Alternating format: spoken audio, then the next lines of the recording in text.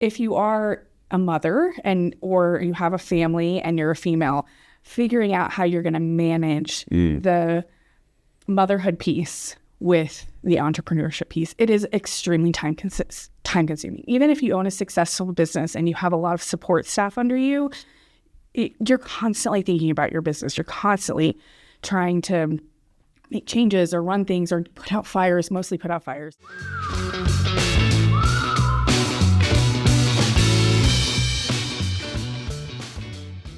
Hi, everybody. Welcome to another episode of Big Talk about small business. Mark Zweig has failed me today and has decided to not show up for the show. He's got more important things to do in life than to come on to Big Talk, but that's okay. I'm here. I know for most listeners, Mark's the favorite. I'm just kind of the guy on the side, I'm his co-host. But anyway, I'm going to do my best here today. But I do faith in you. Thank you. Yeah. Thank you. But the good news is, though, I have an incredible guest with us today. Her name is Jessica Hester, and she owns a studio, an architectural firm here out of Fayetteville. Is it in Fayetteville? No, it's in Rogers. It's in Rogers, yes. Northwest Arkansas. Design studio, architectural and design firm called Verdant Studio. Yes. And I'm almost doing as good as Mark. You're doing so good. Yeah, Mark is so much more prepared than I am, which is a kind of a half lie. But anyway, Jessica, welcome to the show. Thank you. It's great to have you here. Glad to be here. Yeah, appreciate your time. So tell us a little bit about Verdant Studios. Yeah. So I founded Verdant Studio by myself on my laptop, on my couch, and dining room table about 10 years ago. We're going to have our 10-year birthday this summer, and it's been a wild ride. It's been a wild ride. So the first 5 years were all just kind of organic growth, like really just normal doing stuff. And it was just an architecture firm, and I was the architect and had some help. And then at year 5, I bought another architecture firm. You acquired another firm. Wow. It was quite the adventure. Yes. We had a major embezzlement. We didn't talk about this beforehand, but we had major embezzlement, COVID, all the things happened in 2020. That was your 2020. And wow. I got like an MBA in education in 2020. So you're almost an attorney now for yourself. For sure. And I've definitely like paid a year's salary of an attorney. No doubt. Get it. Yeah. And so after 2020, we made some changes, and we one of the nice things, one of the silver linings about that whole experience is we were able to kind of return to our kind of origins. Yeah. And we were able to keep some of our acquired staff, which are fantastic and still with me, and some clients. And then, so at that point we were about 20 people and really big. And then over the last couple of years, we've started to be more strategic about things, and we're down to about 7 people. Kind of niche down a little bit. You got in your lanes, right? Basically. We're figuring it out. And then last year I had a baby. Uh-oh. So that really changed things. It does. It really did. Babies change things. It did. They're so little, but they change so much, They do. They're little and big at the same time. Very much. Yes, little package. That's right. Big experience. That's right. That's right. Man, that's so the whole acquisition thing. So that was, you were in business for about 5 years then. Yeah. Right? I was. And then you decided to acquire this other company, which is a pretty significant decision. Mm-hmm. And then you got the joyful experience of integrations. Oh boy. Yeah. It was something else. Yeah. It was something else. Would you do it again? Nobody's ever asked me that. Oh man, would I do it again? That's why I'm such a great interview host. That's why people love me more than Mark. Of course, that's obvious. I would do it again. I would do it again if it was the right fit and the right timing, and all the circumstances and stars aligned. So maybe not that specific deal. I would never do that deal again. Right.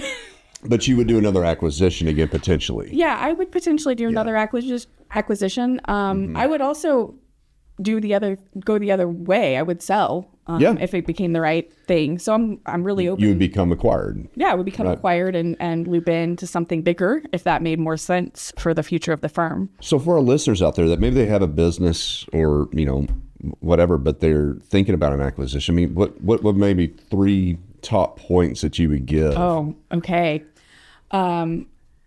Hire a very good accountant. Okay. And do forensic bookkeeping before you run the acquisition. So actually really genuinely do due diligence. Yes. And don't just trust their documents. Right. Like make sure they open their books and that you have accounting access to them and you have a forensic accountant, not just some, not your like dad's, brother or something. Sure.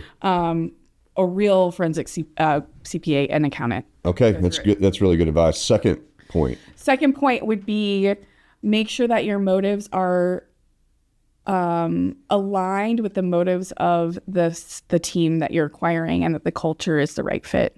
So a cultural value alignment. Yeah. So I heard recently that in acquisitions, culture is the number one thing that kills deals.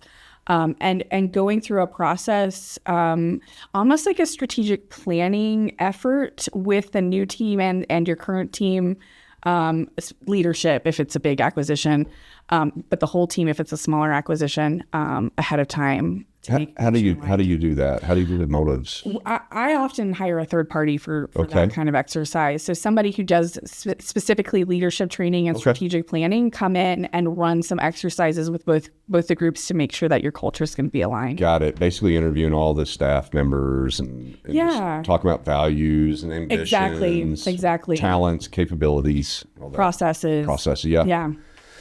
Third point.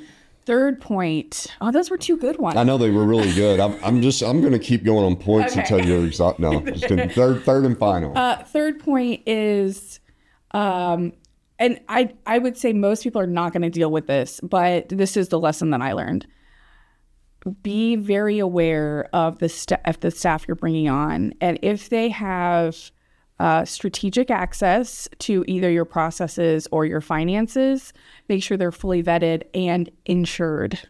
Insured? Yeah, so you can buy insurance to help protect you from fraud and other things. Okay, got you. Not keep people, but it's more of a protection insurance for if they are really just not people of integrity. Wow. So like a risk insurance kind of thing. Yeah. Interesting. Is that a specific like acquisitional insurance? Or? No, you can get it at any point in your business. Yeah. Man, I tell you, speaking of insurance, man, it drives me nuts, dude. Like, I'm telling you, like some of the most challenging things in my business career have been accounting, legal, and now insurance is a close third, man. It is so confusing. It's just like, it's the greasiest business industry that I can get. I mean, you can't even get your hands on anything. Yeah. Well, and when you finally need it. Yeah. There's always excuses. Oh yeah. No. We don't do that. Yeah. I mean, it's insane. Yeah. It is absolutely insane. You know, nobody likes to be accountable and own responsibility anymore. Yeah. It's like it's a finger pointing nightmare, which keeps getting attorneys paid, It does. Congratulations, attorneys. Yeah, I know, right? Yeah. I mean, and it's funny, like there's real quick on this, like I was talking to an attorney about a year ago and I was like, hey, what are you going to do when AI takes all your jobs? They're like, we're not worried about that. And I'm like, how's that? And he's like, we'll pass legislation to protect. I'm like, that's a really great point. Yeah. They will. Yeah, they totally will. Yeah, they'll protect themselves. So will the architects, by the way. Oh, 100%. Yeah. Great. Congratulations on that too, right? The rest of us, we're all screwed. Yeah. No, we're really not. But all right. So one thing, just tell us real quick, what does your firm do? Yeah. So Verdant is an art and architecture firm. One of the lovely things that happened in 2020 is I brought on an artist. His original title was Director of Visual Thinking. Now he is Director of Placemaking, which means that we are able to do much more than like technical architecture. Okay. We're not just designing buildings, we're creating places people love. And so we bring him in to... his background is in architectural scale sculpture art, but he does things like art master planning, wayfinding. Creative placemaking is all about creating authenticity in spaces where it doesn't currently exist. So think about locally, you think about like 8th Street Market and how there's a layer of kind of rawness and interestingness. And that's because there's so many layers of placemaking. Somebody at some point was thinking about that. Yes. Is the ultimate apex of architecture, is it like to create Zen and nirvana in a space? No, that's not my game. Okay, cool. Yeah. All right, that's just me. No, and we try to design without ego. Like that's, right. It's just, what we're trying to do is really give our clients what they need. We're here to serve them. Yeah. Whether that's functionally or financially, timeline, all those things, like we're a service industry as much as we are anything else. Right. And so I think the end, anticipation or objective is that like your clients, patrons, whoever's visiting whatever space they're at, I mean, they have an experience, right? There's something that they leave with and it's memorable, subconscious and all that type of stuff, right? Yeah, that's exactly right. Nailed it. Yeah, I mean, I'm an excellent interviewer again. I mean, it's amazing. So, hey, we were talking before, like kind of what we were going to discuss today. And, there's one thing that you have a lot of passion in, right? And that's women in entrepreneurship. Yes.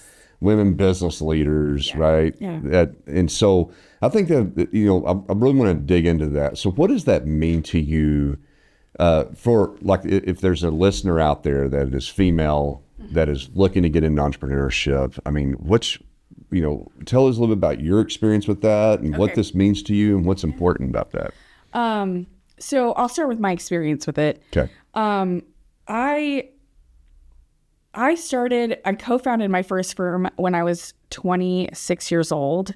I was living in Georgia, and I was in a town that didn't have a lot of architects, and so I found another one, and he hired me to be just a designer on staff. That lasted 6 weeks, and he's like, I think you should be a partner. And so we just did it. We just jumped in together, and we created a firm, the two of us. And I did it because I didn't know any better, right? Like I was totally naive to the amount of risk I was taking. Yeah. And I honestly didn't even learn the amount of risk I was taking until COVID hit and we were dealing with all those struggles. Really everything, from, I guess that was like 2013 until 2020 was a pretty uphill, or downhill. I don't know, positive. It was pretty positive. Yeah. And things changed. I sold my ownership in that firm. I moved back to Northwest Arkansas because my family's here. I was born here. And I started Verdant Studio because I didn't know any better.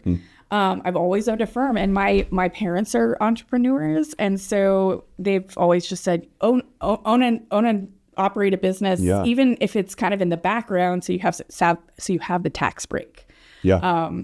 And so I just started it. I really wasn't doing much. I was helping with some like bathroom renovations and just really mundane things. And it took off. And so my experience and story is one of not knowing the fear that's involved in that, and also not feeling like I had a lot of risk. I was young enough that I didn't need a big paycheck. I didn't have a family to support. I didn't have a mortgage. I rented a small apartment, and I had support, and I had a support system around me. Mm-hmm. I know it would be different today if I was like, okay, how are we gonna I contribute financially to our well-being and our livelihood as a family. Mm-hmm. What happens if I don't make any money for 6 months or a year? So what I tell people now is there's a math version, right? There's a math version of saying, get your finances in order, have 6 months of your life saved away in case you need it. There's the spreadsheet version. There is then the emotional version of making the decision. And that is, do I feel comfortable? Have I done the market research? Do I feel like I have a product or an idea that is market ready and viable? Have I run the tests? I think starting a business is all about running the experiment. And if you're able to do it as a side hustle, depending on what it is, as in the night, and you're making hopefully as much money as you make in your day job, or close to it, then you can take the jump and hopefully feel comfortable about it. Yeah. That's kind of how I describe entrepreneurship. Yeah. Now whether you're a man or a woman, it doesn't matter. Right. It's just the reality. That's just the reality of starting a business, in my opinion. The other side of it is if you are a mother or you have a family and you're a female, figuring out how you're going to manage the motherhood piece with the entrepreneurship piece. It is extremely time consuming. Even if you own a successful business and you have a lot of support staff under you, you're constantly thinking about your business. You're constantly trying to make changes or run things or mostly put out fires. And so being prepared for creating balance in that is a real challenge. So if would you say then like the big difference, I guess, in male and female entrepreneurship in a way is about the motherhood piece, or is there more to it? Is there something preliminary before that? Yeah. What's the other part? I mean, before we jump into motherhood. Yeah. Good question. I think even before you have children and a family, it's different for women largely because of network, I think. Okay. So much of business is built on who you know, even in today's world. Yeah. And getting in the room, being in the space with the people who are making decisions about money, about financing, about purchasing and all of those decisions are often largely men. Yeah. And they often have a network, and getting in that network requires you to participate in things that are also largely men. Yeah. So golfing and hunting and fishing, all those things that are typically male dominated. So learning how to navigate those relationships in a way that is strategic and effective could be a real challenge as a woman. You know, it makes me think like a lot of that has to do, or maybe a good portion of it has to do with like just the historical makeup of it, right? I mean, that's kind of where it's happened, because there was obviously many decades, centuries, I guess you could even say, if you go back even further, to where it was a male-dominated industry or just reality, right? But, I think that obviously there's been a tremendous amount of progress, right? Yes. And there's been a lot of champions, and definitely a lot of female champions that have broke through those networks and reestablished, right? Mm-hmm. Do you think that today, like it's evolved enough, or do we still have a long ways to go? Where do you think that balance is? I think we still have some room to go, but I think it's gonna solve itself. Okay. I think generationally, certainly as our children, but maybe even as the next generation comes on, I think it's actually going to solve that gender gap even more. Nice. There's actually some research recently that we've spent so much energy impacting the women in our lives, in our country, that our boys are being left behind. And so I think balance is really important. And I don't know that we figured that out as a culture yet. I know, as a millennial, that my experience has been very gendered, and not always in a positive way. Okay. My first internship, I had when I was in undergraduate school, and it was towards the end of my schooling, and I had gotten into grad school. I'd gotten into one of the best grad schools in the country. I was super excited about it.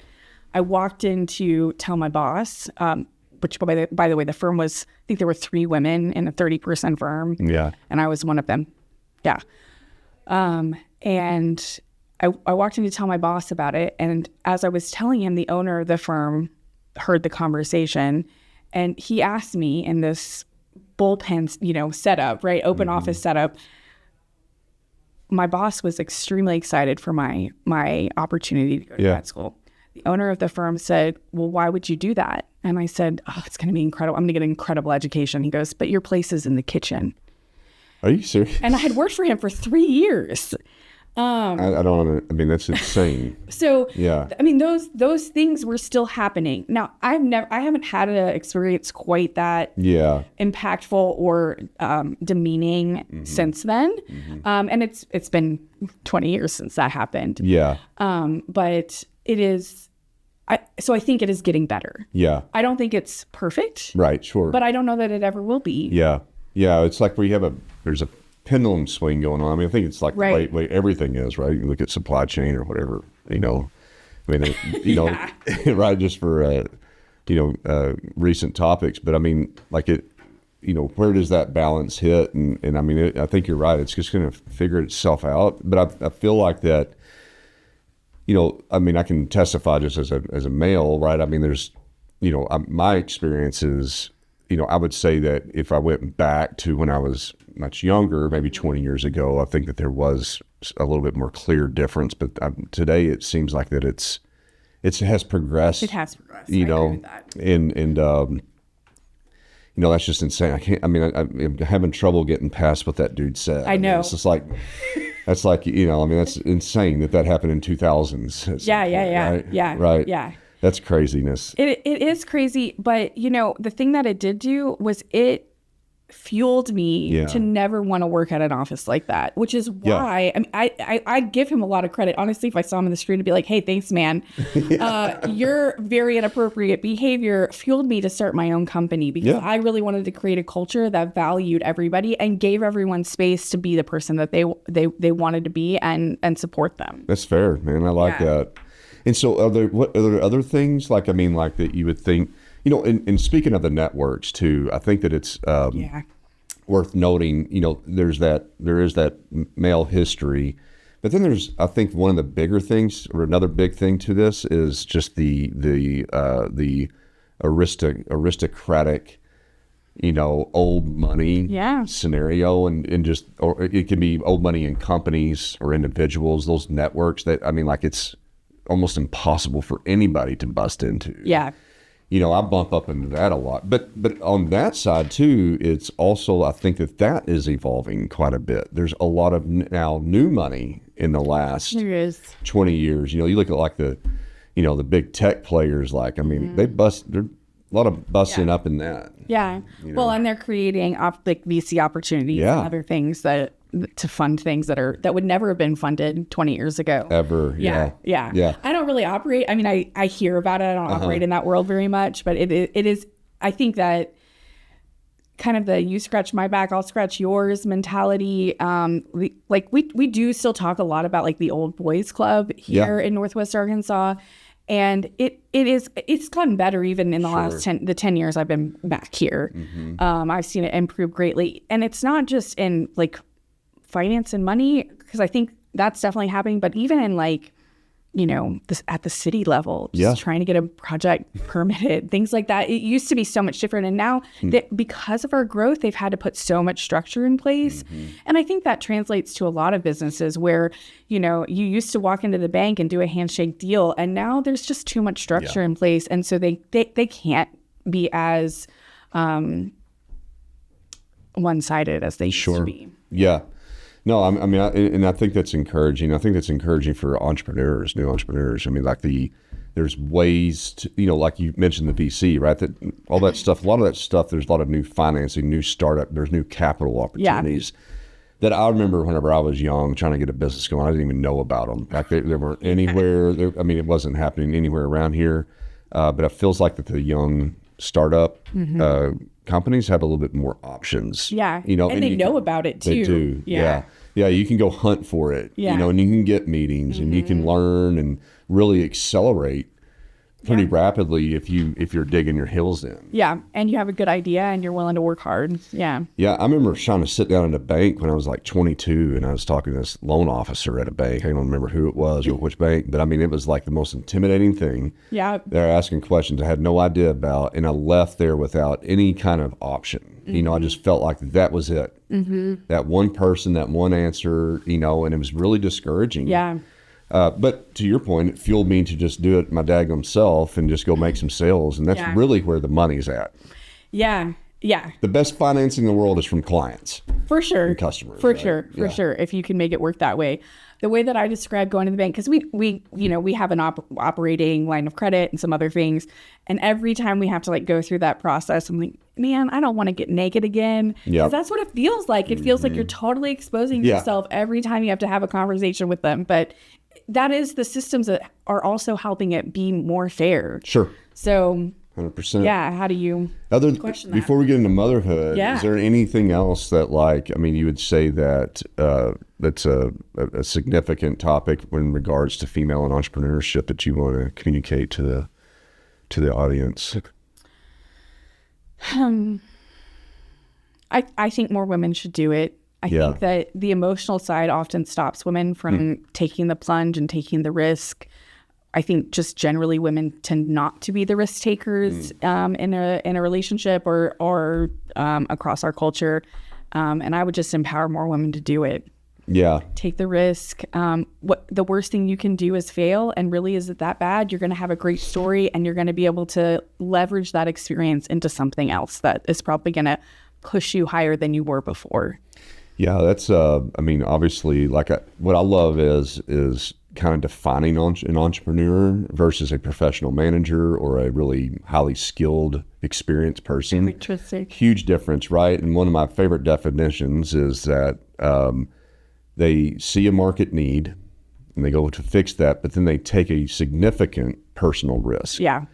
You know, you have to have at least those two components to call yourself an entrepreneur. Now, Mark and I get on this soapbox quite a bit. A solopreneur is not necessarily an entrepreneur. Entrepreneurs are growing, they're risking. Solopreneurs a lot of times are like, just they have they're building a job that they put a box around, they have freedom, but they're not trying to grow. They don't want to hire employees. Gotcha. They want to deal with sales tax. They want to deal, with all this stuff. If they get a big job, I mean, that, which is fine. I'm not knocking a solopreneur. We need them all. We need them all. And I think it's honestly, if I wasn't an entrepreneur, I probably would be a solopreneur, because I don't know that I'm employable anymore, but could be. I understand. It depends on what the deal is, right? But I think that when we talk about that, when you bring up that term risk, that's a big deal, right? And I think that there's a very small percentage of just human beings that take an entrepreneurial approach, right? That will step into that unknown sea of risk. Mm-hmm. And to your point, like, I mean, should we have more women that have that take that step, and then how would you encourage that? Like, just as a female to a female, I mean, how would you articulate that it's okay? I understand it's okay, and go for it. My favorite thing to tell people is if you have an idea and you've put your guardrails in place, just do it. Just do it. Mm-hmm. If you need to baby step it, right? Like, do it as a side hustle to start it off, and then like inchworm your way into it. Do it that way. Find a way that works for your lifestyle, but just do it. Mm-hmm. Figure out what that version is. And if you can just take the plunge and like leave your day job behind and really dig in, that's even better. You'll find that your growth is probably a lot faster if you're able to give it all your energy. Mm-hmm. There's a statistic out there that women-owned companies, women entrepreneurs are far more successful than male entrepreneurs and male companies. Bro, let me tell you something. Like, I mean, from my experience, like a woman entrepreneur has, I mean, like, I get.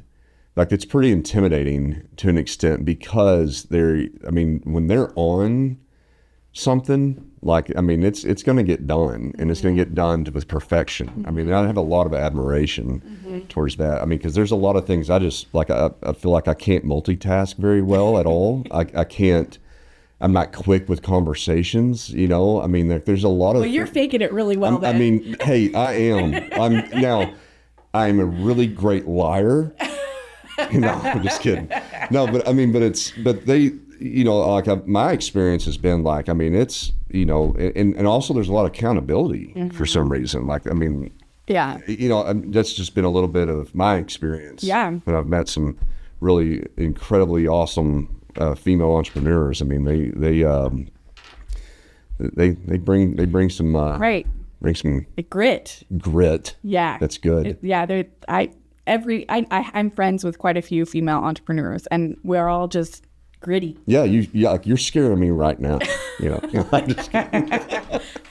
So let's get into motherhood though, because that's one of the things that I think that we all can absolutely agree with. There is a difference, I think, innately, humankind, from a father and a mother, on if you're owning a business and I'm a dad, it's going to be different than if you own a business and you're a mom. For sure. Right. We can agree with that. 100%. Yes. So tell me about motherhood and entrepreneurship, because you actually know this quite well and recently, right? Yes. Yeah. 7 months ago. 7 months ago, I became a mom. That's awesome. Congrats. Thank you. And we looked at our baby's healthy and sleeps well and eats well and all the things. So she's been an easy baby comparatively. It's good. It was a big change for the company. And I only took 2 weeks off of real maternity leave, and I wouldn't suggest that for anyone necessarily, but that's what I needed to do for myself. Mm-hmm. Part of it was just not wanting things to, like, my tasks to pile up. Yeah. And feel like I was going to come back to something that was not manageable. And I actually put a lot of I hired people to actually backfill me while I was gone. But I just wanted to kind of stay in the know on it. So I gradually came back over 3 months of leave.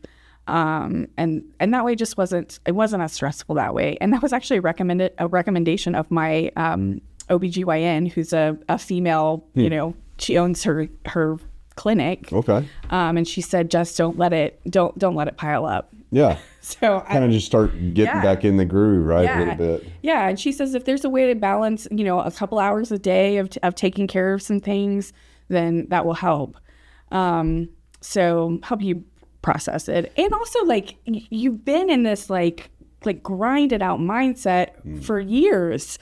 And then to go from like that to just kind of like, the first 3 months of a baby's life, they mostly sleep. Yeah. For me, that wasn't the time when I needed to take off work. I needed to take off work, a couple of months ago, not those first 3 months. Yeah. But lots of things change. Like physically, your body's way different. Yeah.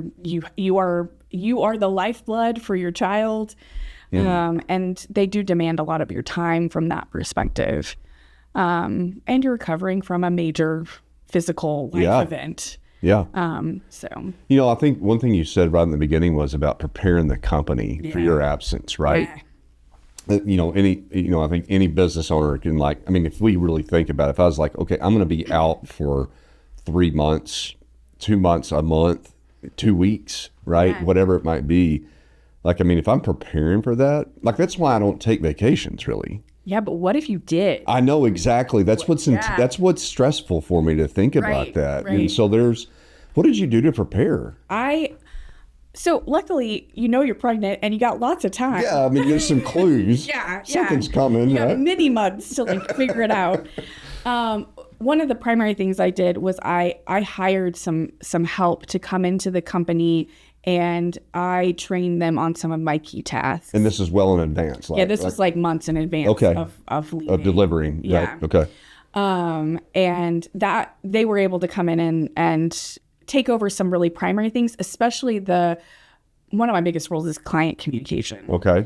And just maintaining that relationship. And they were able to do that for the most part. I will say, it wasn't what if I were to do it different. Let me put it this way. Okay. If I were to do it different, we knew for several years we were going to try and have a kid. It actually took us a while to have a kid. Mm-hmm. I would have done that process a couple of years in advance, because just having them done what process? Hiring that help. Oh, okay. Wow. Because they need time to build relationships with clients to make them feel comfortable.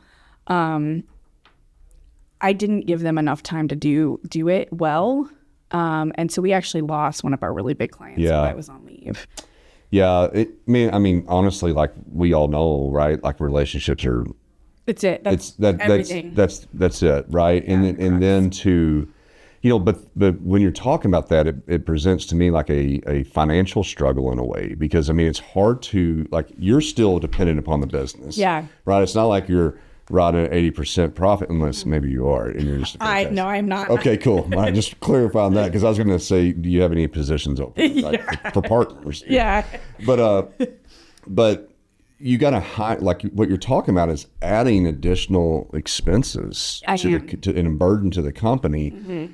And then doing that for months prior to get acclimated for a extremely significant role, right? Or part of the business with relationship management. Yeah. That's, I mean, we're talking about preparing to leave. That's what it takes. That is what it takes. Wow. That's pretty serious stuff right there. Yeah. And it, my husband is also a high level, he's an engineer. So he's a high level person in his company. And it wasn't even remotely the same for him, right? Like he could check in and out of the business in a way that I couldn't. Because he's employed. Okay. But he also has the client management role. Okay. But because he wasn't recovering from major surgery. Okay. Dealing with major body changes and feeding a child and all of those things. Like it's like if you have any kind of major surgery, you need that time, you need convalescence. Sure. And he just was able to do it much different than I was. And I think that, just kind of circling back to preparing for it, he didn't have to prepare for his absence the way that I had to prepare for my absence. Now, the reality of this is like he's obviously busy and has a life change going on. Right. Well, like we can agree with that. But I think what you're articulating that I'm kind of, having a little bit more awareness about is like he's probably going to feel well and normal. Yes, exactly. And there's a huge difference with that. Totally. If you get sick or you got the flu or whatever, or like you're down, like physically, it's different. Yeah, dude, it's hard to do anything. Right. And my point in that is that male entrepreneurs are never going to experience, unless they have major surgery of some kind, they're really never going to experience that level of physical change. And, especially if any mom has any kind of postpartum depression or anxiety or any of those things that just your hormones create, you're never going to understand that. And that's not good or bad. It just is. Yeah. Right. And so thinking as a woman owner, how do you manage just the maternity leave piece is extremely challenging, and it does cost a lot of money. Yeah. But I don't know that there's any other way to do it unless and I don't have a partner. If I had a business partner, it would be different. No, that's very true. Yeah. I mean, it's, man, I tell you, like, not to jump onto another topic, but having a business partner, like you experienced that, like you had one in the beginning, now you're rolling solo, right? There is a difference in having that person and it's kind of like a marriage, right? Like we together are committed, like in a marriage, that the bills get paid, that kids get taken, all this life gets taken care of. Same thing in business, and being able to lean on somebody in time of need or have a different perspective of somebody that's really invested in the outcome. Totally. And that's dependent. I mean, that's a huge deal. And so I always encourage folks, like if they ask me, would you do, because I have people come to me that never started a business and they're like, what do you think about partnerships? I mean, should I have a partner? Because they hear the horror stories of getting kicked out. I'm like, man, listen, like it's, there's a lot of benefit to having a partner. I agree. It actually, this whole experience, I've been having conversations about bringing a partner on. It brought some additional light to need, right? Yeah. Well, 100%. And we've had one kid. If we ever want to have another kid, am I trying to do it the same way? I don't know. Maybe what I've proven to myself is I ran that experiment and it didn't work as well as I thought it would work. And I would just need more time with any help. But is that person come on as a partner? Right. And they, does that help solve some of the financial burden and some of the other things? So all of that has come out of this experience. Yeah. And with a partner as well, like it's I would say, and tell me if you agree, but it's about having somebody emotionally connected to the business, right? Yeah. That like part of, I can only imagine, but part of you preparing to leave for this business, right? And you hire people, you got some tactical things taken care of. And even if you did it absolutely perfect and you felt like everything's running its ship, but there's still this emotional burden that you're feeling, like there's a fear.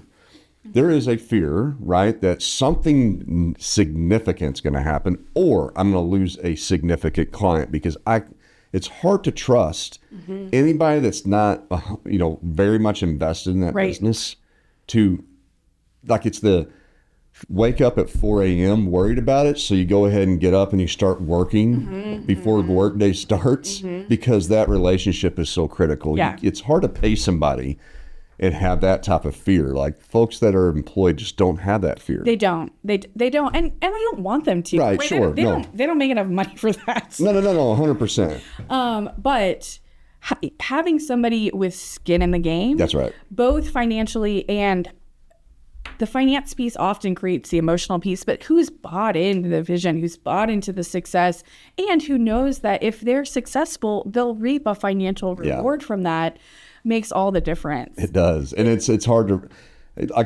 you can't replicate it with an employee hardly. I mean, occasionally you find like the perfect employee that's like, I'm really bought in and I don't want the responsibility of partnership, but I'm going to do all the things. But I've never had that necessarily happen. And I'm empathizing a little bit with your preparedness for this. But you, even though you did prepare and you did take your 2 weeks, which is not very much at all, but but like that, you were still the one carrying the burden of the business. Yeah. Even if you weren't actually working that day. Right. Or those days. So. Ready to level up your show? At podcastvideos.com, we offer industry-leading recording and expert marketing to help your show reach more listeners. From creation to distribution, we've got you covered. Visit podcastvideos.com and elevate your podcast today. So what else is involved in motherhood? So we talked about, the event of having the baby and the preparedness beforehand. Yeah. What about coming back and now you're a mom, right? Yeah. You left the business, not necessarily a mom with a baby, but now you're coming back. Yeah. Is there a difference there? I mean, absolutely. Okay. Yeah. Stupid question, interviewer, but no, there's a difference. Yeah. I think the biggest physical difference is just time. My time is just so different. Where I used to wake up. So this happened yesterday. I woke up at 5 a.m. Perfect. Expecting to get a couple hours of work in before the baby woke up, and we had to do all the school routine and all, daycare stuff. She woke up at 5:15.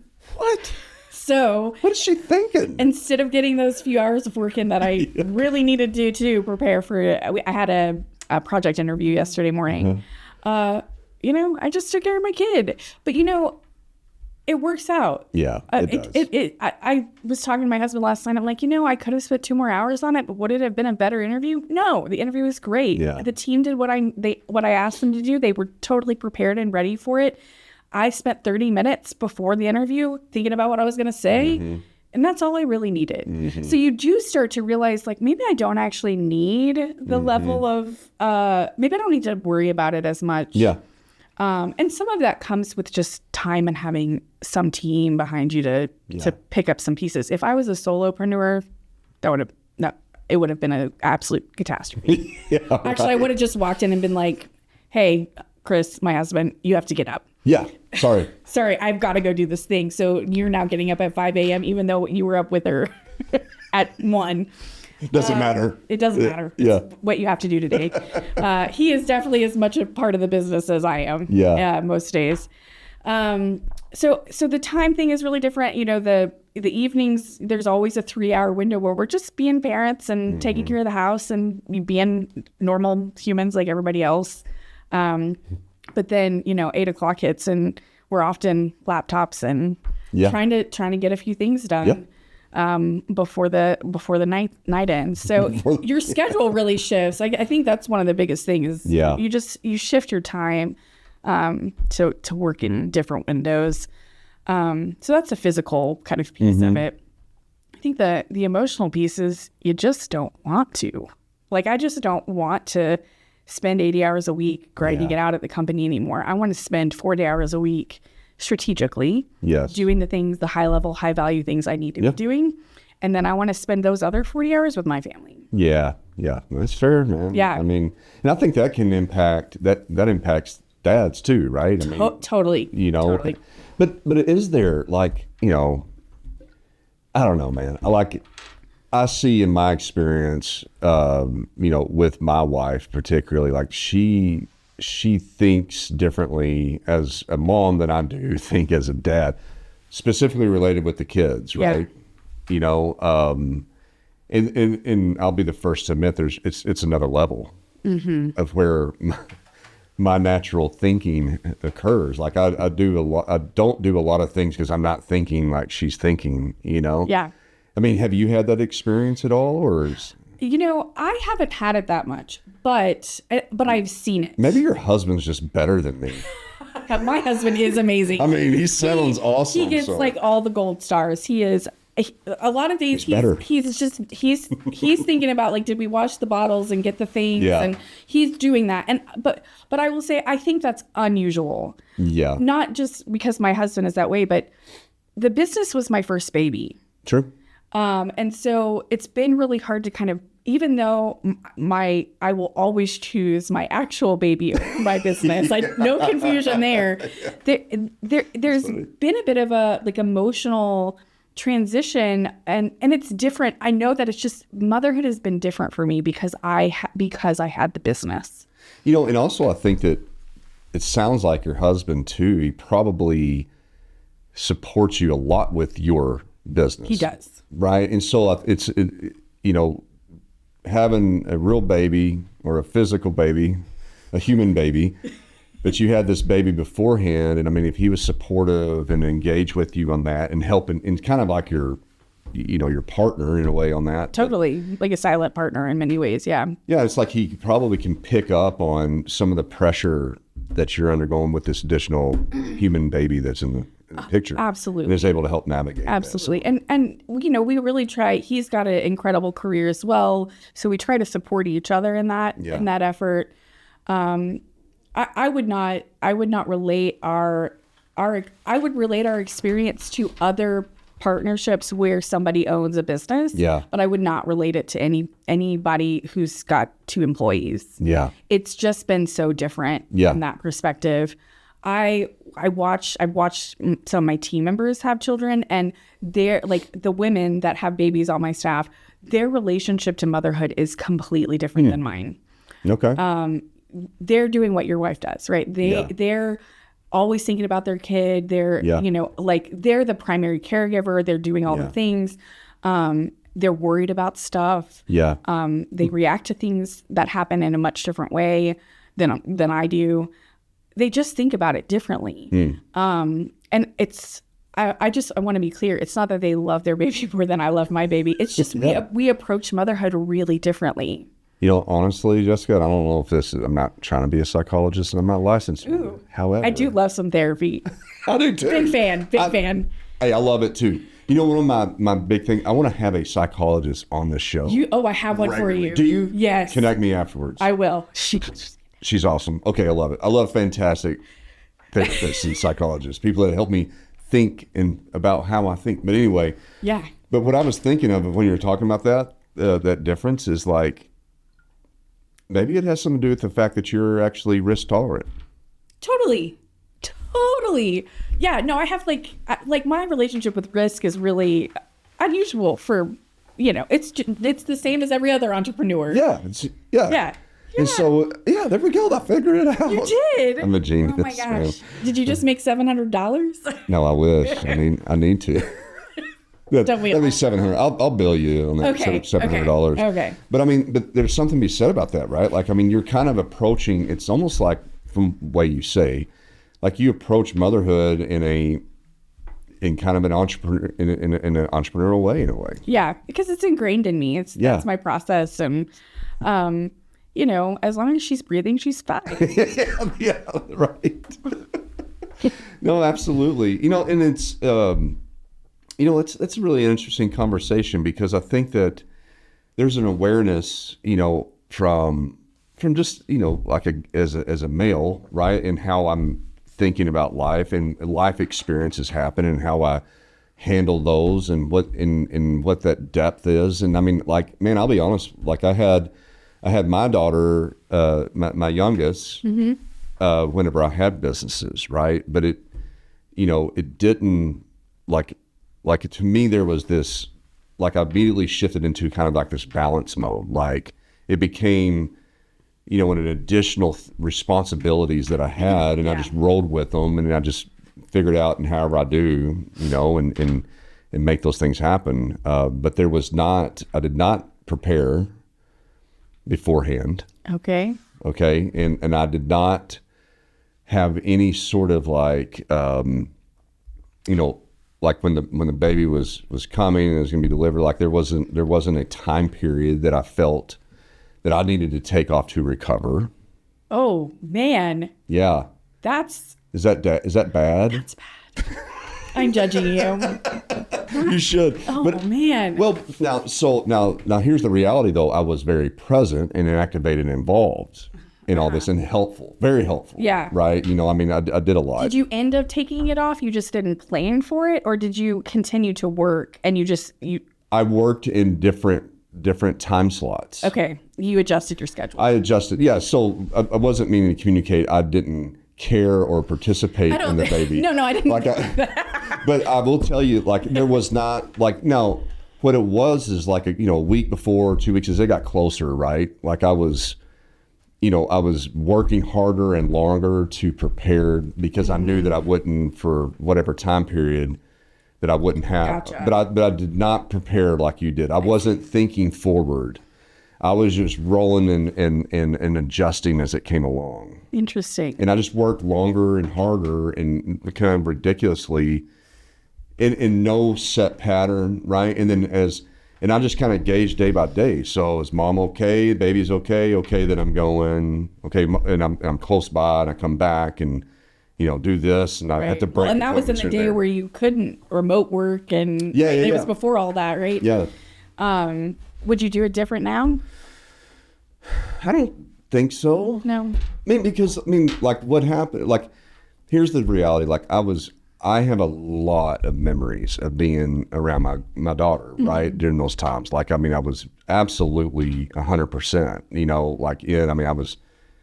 I was the best diaper changer in the world. I was like really good, really fast. Like, always had my stuff together. Like, there was never a mess up. I love that. Yeah. I was so good at it. And I, feeding, taking to daycare, as that started happening, giving baths. I was all that stuff. So, I wouldn't I don't know that I would do it differently, because I do feel like that I was very present and I was helpful. I guess the point is that beforehand, I just didn't think about like a time, like a bigger time span. I don't know, it's kind of weird. Well, that doesn't really surprise me. Yeah. I think that a lot of, I think women think about it because they know they're going to have to recover. 100%. Men don't think about it because it's all you're just adding something in, and especially if you're already running a business, adding in is nothing. Yeah. Right? Like we're so used to just being like, okay, I'm just going to have this extra responsibility, and I'll just, I'll balance it with all the other stuff that I have going on. That's what my mentality was. And I think to point out the difference there is that, I wasn't, personally thinking about me being down. Yeah. In a way, right? Right. And physically you're not really down. Although there's a lot of research now about the impact of having kids on men, and there is a level of postpartum that happens with men as well now. And so, had you reacted to having a baby differently, it might not have worked out as well, right? If you would have been somebody who'd been afflicted with some kind of postpartum reaction. So I think in some ways you got lucky, but probably also because you were used to that level of stress and risk and the kind of putting out fires and navigating between challenges, you were prepared. You know, that's interesting. Thank you for the psychology lesson. Because, Yes. Yeah, no problem. Now we're zeroed out, right? Okay. You don't owe me. I don't, okay. And I don't owe you about the therapy session.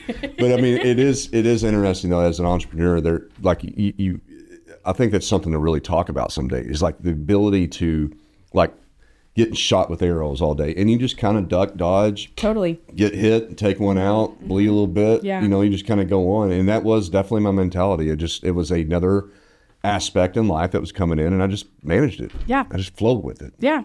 And contributed and championed it out like I try to do with everything that hits me in life. Yeah. That's what we do. That's what we do. Yeah. It's the joy of being an entrepreneur. Jessica, what a great combo. I hope that the audience enjoys your conversation. I hope that they don't throw things at me when they see me out as you know, as this guy. I hope they do. That would just be, I just think it'd be entertaining. Well, if they do, I will duck and dodge and navigate that too. That's what you do, right? That's it.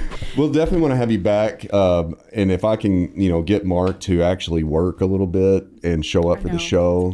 It is a challenge, but it's what a great conversation. I appreciate you coming in. Congratulations on the success of your business. If people need to get a hold of you or want to look you up, how do they do that? Verdant-studio.com. Which, how do you spell that? Verdant, V as in Victor. And the dash mark. And then the dash mark, and then studio, STUDIO. Okay. Singular.com. Yes. Got it. That was really difficult. It was, but you know, you pull a teeth there. You got to be clear. Okay. Got to be clear with folks, you know. Yes. Yeah. That's the best way to get a hold of me. Excellent. And then you also you're involved with women in entrepreneurship.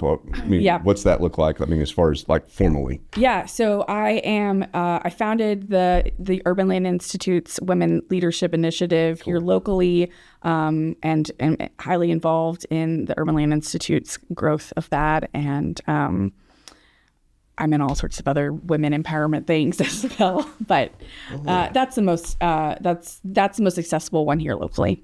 And I can join it on those, right? No. No, you cannot. I'm out. Yeah. No. Yeah. Okay. Well, hey, it's been so good to have you on the show. Let's do it again.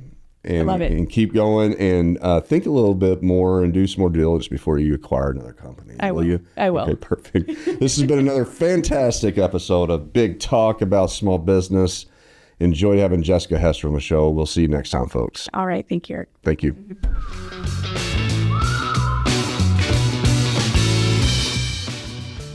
Thanks for tuning into this episode of Big Talk about small business. If you have any questions or ideas for upcoming shows, be sure to head over to our website, www.bigtalkaboutsmallbusiness.com, and click on the Ask the Host button for the chance to have your questions answered on the show. Stay connected with us on LinkedIn at Big Talk About Small Business. And be sure to head over to our website to read articles, browse episodes, and ask questions about upcoming shows.